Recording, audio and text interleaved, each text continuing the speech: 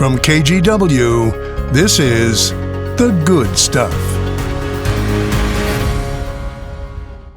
The original intent was for public parks, for beauty, for relaxation, and then a scandal happened. Tonight on The Good Stuff, the latest edition in our Emmy Award-winning What's in a Name series. It's all about two Portland parks in the heart of downtown located on the Plaza blocks. Thanks for joining us. I'm Deidre Johnson. Devin Haskins is the man behind this series, and today he brings us the history behind Lonsdale Park and Chapman Park.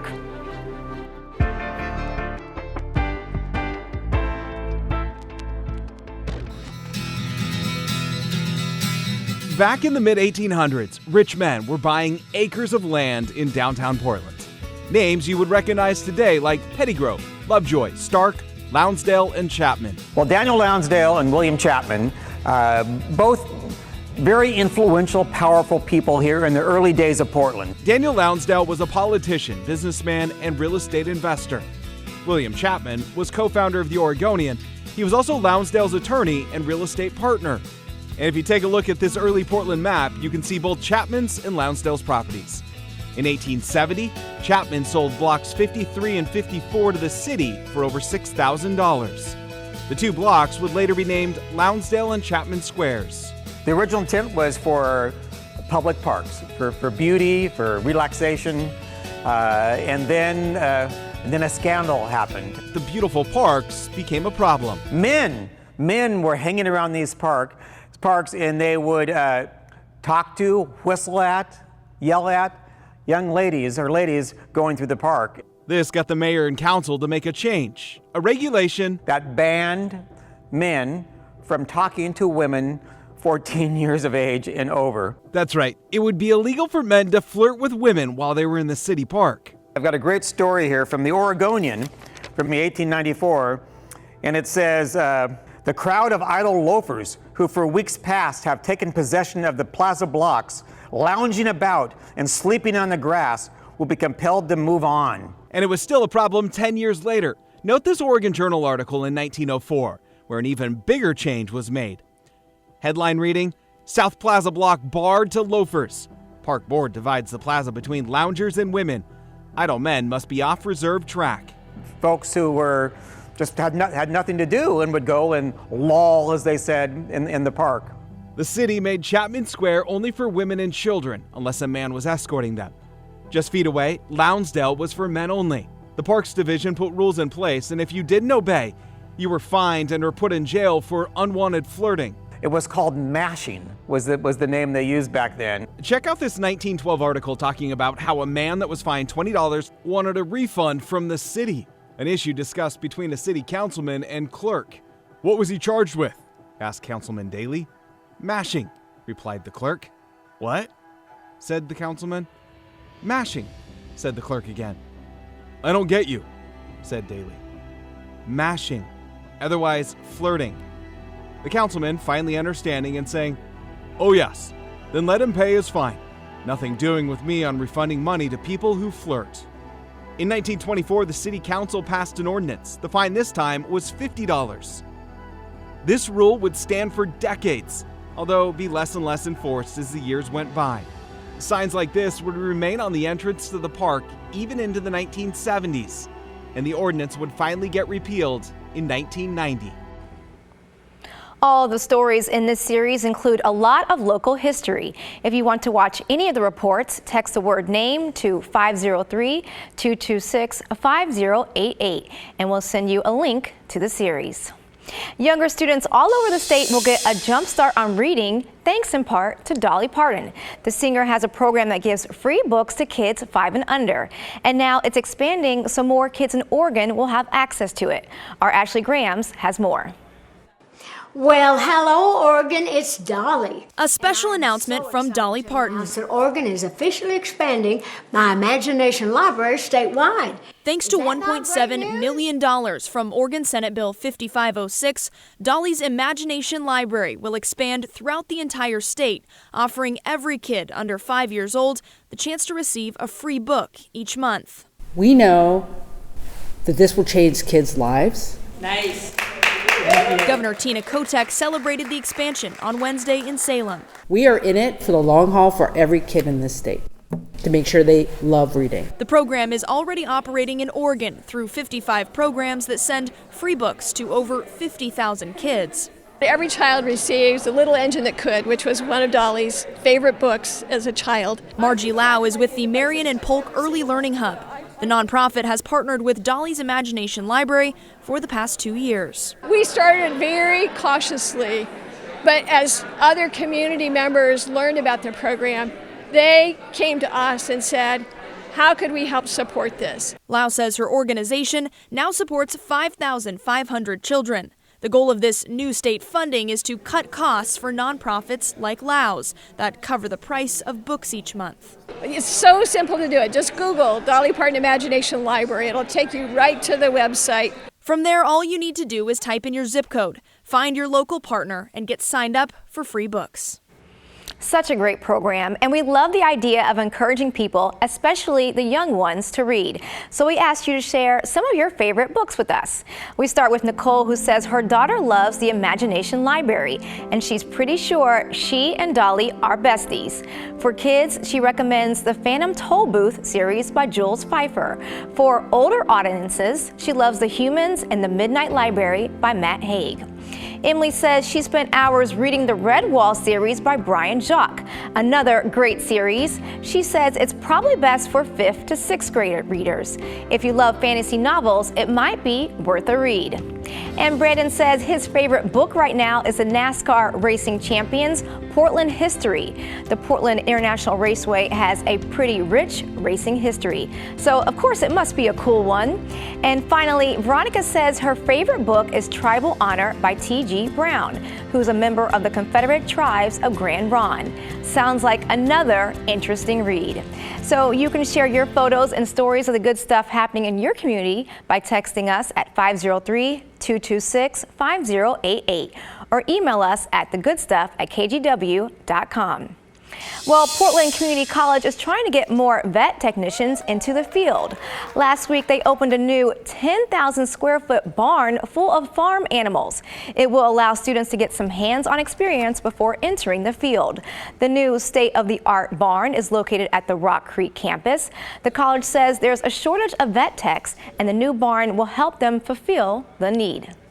When we don't have enough veterinary technicians to support our local clinics are running short-staffed and they can't see as many pets, which then impacts obviously the community because those pets, there's longer wait times. There are currently 30 students in the program. One study says by 2030 we'll need more than 130,000 vet techs to meet the needs of the country's pets. Well, after a fire threatened to destroy the historic Elks Lodge, it's finally being restored. Next, why residents say the lodge is so important to the community. But first, we take you out to the coast with our Astoria Skycam, a beautiful shot over the water. We'll be right back.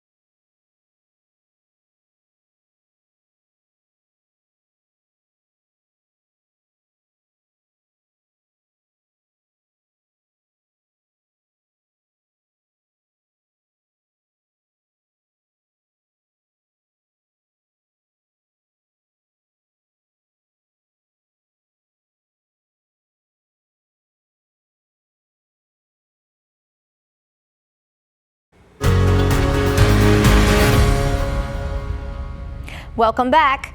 Thanks to community fundraising, work is underway to restore a historic building in the Albina neighborhood. Back in 2021, a fire threatened to destroy the Elks Lodge. I spoke with the people trying to restore the lodge who say it's been an important part of the community for years. Deborah Roche has been coming to the Billy Webb Elks Lodge for years. The building has been a significant part of the community and her life. I've been here about 20 years now as a member. Came before I was a member, as my father was a member, and numerous other relatives and friends were members of the lodge as well. The lodge is listed in the National Register of Historic Places. It's one of only a handful of African American places recognized in Oregon. It's been here in the hands of the Elks since 1940s. Originally it was built in the 1920s as a YWCA when black people were not allowed to attend any other YWCAs. And so this was built especially for the African American community to utilize. Now, after a devastating fire in 2021, the building is finally being restored. The lodge was remodeled back in 2009. But now, with the fire damage, it's like starting all over again. The major damage from the fire was in the ballroom, and it destroyed several rafters or trusses in the ceiling, more than we anticipated. So now the work has had to be extensive and, of course, more expensive. Other members of the lodge say it's been a work in progress. It's been a long process to get funding and insurance and construction going, and now it's moving at a really solid pace. One of the biggest challenges, the weather. We live in Oregon, so it rains all the time. So in order for us to bring in new trusses, as you can see, there's a massive tower behind us that encapsulates the entire roof of the structure, and that only is to provide a temp weather protection to the building. Many say not even the weather will stop the project the community hopes to see back open. Everyone that's came up to us has always had just great things to say. They're ecstatic to see that we're working on the project, so it does make us feel good. Deborah Roche says it's been a journey, but they can't wait to welcome back the community. I am so excited. I mean, this has been like home for me, or second home for me, and I'm so excited to see that it's going to be rebuilt. As mentioned, there's a GoFundMe page to help restore the lodge. To learn more, just head to kgw.com. You'll see the story and information on how to donate. With the funds, the lodge hopes to begin phase 2 so it can reopen by the end of the year. Well, a local group is trying to reduce what ends up in local landfills by giving new life to old appliances. The Habitat for Humanity Restore in Beaverton takes in and sells gently used items. But their salvage recycling program is different. They take things like old microwaves and broken faucets, tear it apart, and then sell the junk. That includes the copper wiring or even the circuit boards. The store manager says those items can fetch good money too. People assume that because it's broken, it's garbage. So we're here to kind of spread awareness that even your broken items can raise money for Restore. The scrap metal program in the last calendar year raised over $60,000 just in junk appliances and lighting. Right now, the program is mostly staffed by volunteers and raises money for a great cause, building affordable housing. Coming up, local students design and build a robot for a world competition. Meet the Portland area teams that joined forces for the big event.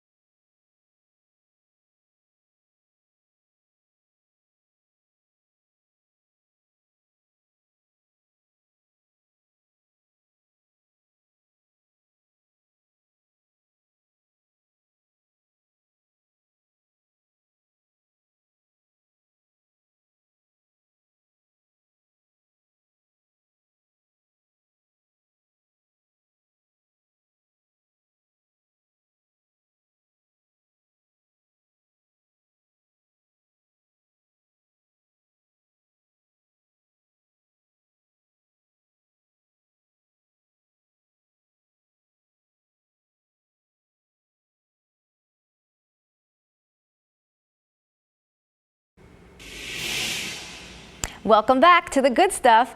2 local high school robotics teams got the chance to compete on the world stage, but they wouldn't have made it so far without each other. KGW producer Reese Holmes has their cool story. Forging new connections in the fires of competition. Oh, 2 robots here. The robotics teams from Catlin Gable Private School and Liberty High School started their journey to the world stage early this year. In January, both teams were given a set of tasks that needed to be completed by a robot designed and built by them. This year the game pieces are called a note. It's this like 14-inch diameter ring. So we had to shoot them up into like a 2-foot tall slot on the wall. We had to place them into a really shallow slot lower down on the wall. And we had to pull ourselves up onto a chain and like put the note into a slot well up on that chain. In a matter of months, each team had a fully functioning robot that could pick up, place, and shoot those foam rings. And even do a pull-up. Prior to entering robotics, I had no idea about any of this, and I've learned so much since I've entered the program. So I really love the opportunity that it provides for everyone. Robotics as a whole is a really awesome way to get into how things are actually done in industry. It's kind of hard in some high school classes that say, oh, we'll teach you about how the real world works, but then you just watch videos. Their efforts landed both teams in district competition, which is an impressive feat on its own. But for Liberty High's team, Aimbot, a few unfortunate issues led their bot to a lackluster performance. Going into district championships, we were a little nervous. We had some mixed results at our previous events. That's when the folks at the Flaming Chickens, Catlin Gable's team, took a chance on their fellow Oregonians. The team from Washington chose us, and then we had a bunch of data, and they wanted to choose another team from Washington. And we were like, oh, that doesn't really seem like the best choice, because our data said the team from Oregon, from Liberty, was like a lot better, and they would have been, a better choice on our alliance. And that gave Liberty another chance to shine. And shine they did, earning enough points to get to the World Championship. We ranked all right, but then we had some wonderful alliance partners, and we were able to perform really well in the finals. There was hardly any downtime for the teams, though, who had mere days to fix their robot before shipping it off to Houston for the championship. While they might not have brought home the world title, both teams still got plenty out of the experience. I think my favorite part of Worlds was getting to see all the other teams and in person being able to talk to the people who made their robots. And it was just incredible to see how many people are interested in STEM and interested in engineering, and it's amazing to be able to talk to so many people. It's a once-in-a-lifetime opportunity to go as a student. In Hillsboro, Reese Holmes, go for it. KGW News.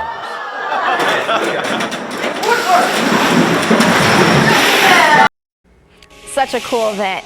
Well, nothing on your weekend calendar? Stick around. We've got a list of events around the area. Stay with us.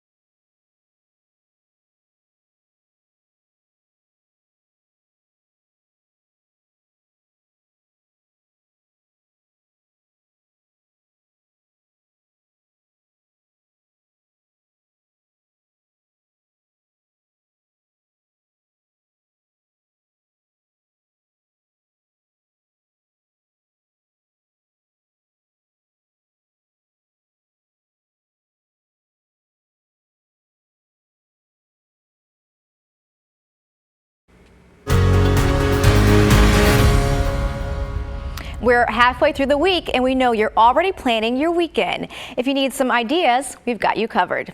We start with the 24th annual UFO Festival in McMinnville, which might be your speed. This year you can hear from speakers about life beyond our planet. There's even going to be live music, a street fair, and a costume contest if you really want to have some fun. It's all happening at the Hotel Oregon this Friday and Saturday with tickets around $25.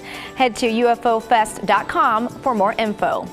For those 21 and over that want to sample the best wines in the area, the Oregon AAPI Food and Wine Festival is happening Saturday and Sunday at the Stroller Family Estate in Dayton. This is the second year of the festival and it features 13 different restaurants and 10 wineries. It runs from 11 a.m. until 5 p.m. on both days. Tickets cost $75. This weekend will also mark the 17th annual Mount Tabor Art Walk. You can check out the work of some amazing artists on display. You'll find a mix of paintings, jewelry, and sculptures. You can even meet some of the artists. It's happening both Saturday and Sunday from 11 to 5 at Mount Tabor Park. Admission is free. And finally, if you're looking for a way to celebrate life and the strength of the community, there's the Bristol Hospice Kite Festival. The festival honors friends and family members who recently passed away. More than 250 kites will be flown. It's happening this Saturday from 10 a.m. to 6 p.m. at the Hood River Waterfront event site. The event is completely free. For more weekend inspiration, check out the 8 Things to Do article up each week on KGW.com. Caroline, listen up. Don't wanna hear about your horoscope or what the future holds. That's Portland's own Amine, the Grammy-nominated rapper, just announced his very own music festival coming to the Rose City. He teased his music festival called the Best Day Ever Fest on social media. The fest will be held at the Edgefield Lawn in Troutdale on August 10th and 11th. For more information and how to snag a pre-sale ticket, check out the Best Day Ever Fest on Instagram. Well, that's all the time we have. Thank you for taking a little time for the good stuff. We leave you with a live look from our Wells Fargo Skycam and wish you a wonderful evening.